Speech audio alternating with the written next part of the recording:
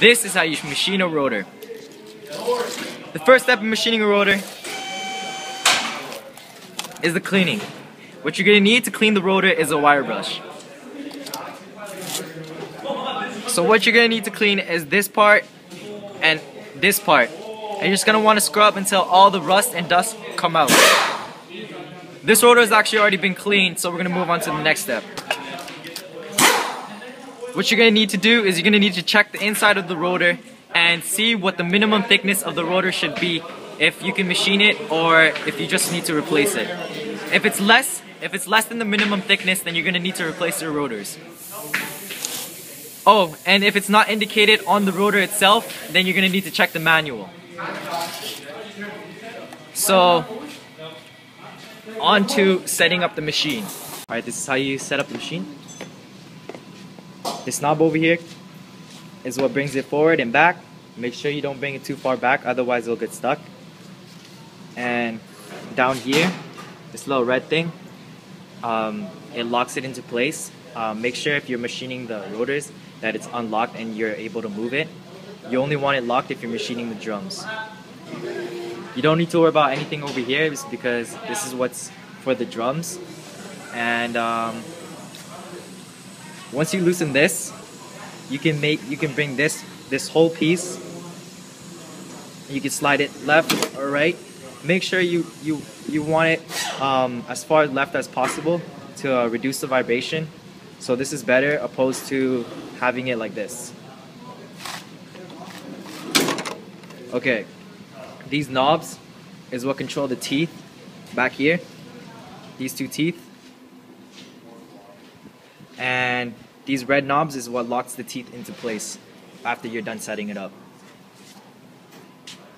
So you can place it on the inside of the rotor. You're going to be placing it on the innermost part, so it can't just be resting on the top, it must be on the very bottom. Okay, so we're going to try this out. I'm just going to grab one.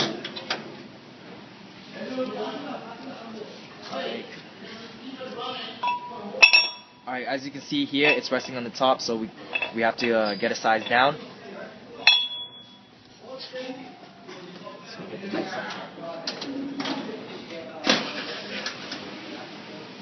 Alright.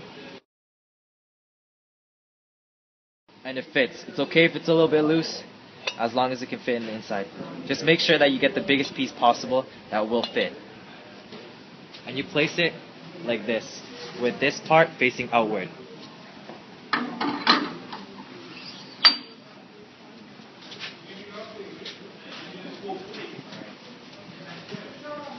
Then we're going to need to turn this the other way so we can place what goes on top of it.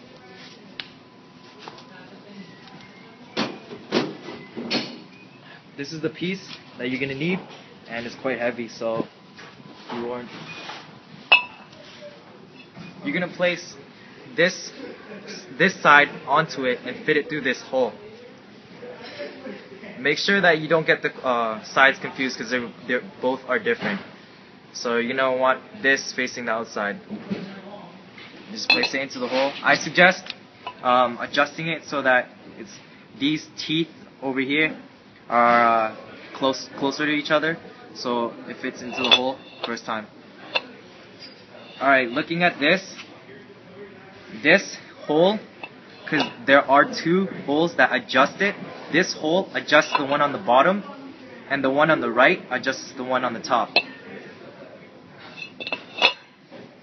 What you're going to want to do is you're going to need the key, and you're going to need to adjust it so that the teeth spread apart and lock onto place. And you're going to need to turn it need to turn it left.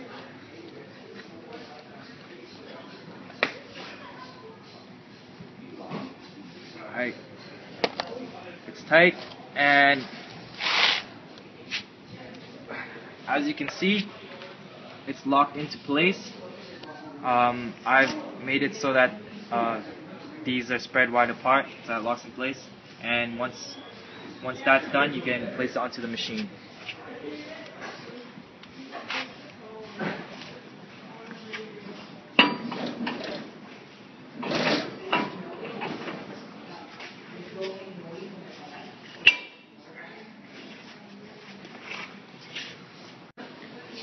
next thing you need to place onto the machine are the spacers, and you're going to need the smallest spacer, which is this one. And you place it in like so. Be sure that there is no space. There's no space in between the spacer and this bottom part over here. So make sure that these are spread far enough that it can fit through. Also make sure that it's far enough so that these teeth aren't locked onto the spacer, so that it can just like move freely. And the next spacer you're going to need is this one. This one over here. And you need to place the smaller side, the slimmer side, on first. See how the slimmer side is on first. And again, you have to make sure that these aren't locked onto any of the spacers. Then what you're going to need is this one over here. Doesn't matter how you put it on both ways. And lastly, you're going to need this piece over here. The threads are only on one side. Half of it has the threads and half of it doesn't have threads. Now you're going to place the side without threads on first. To tighten this, you have to spin it to the left, so counterclockwise.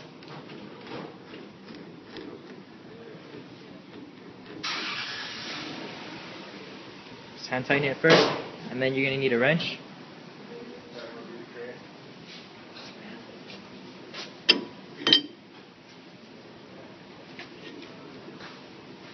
And to tighten it, you just gotta hit the wrench down a couple of times. 1, 2, 3,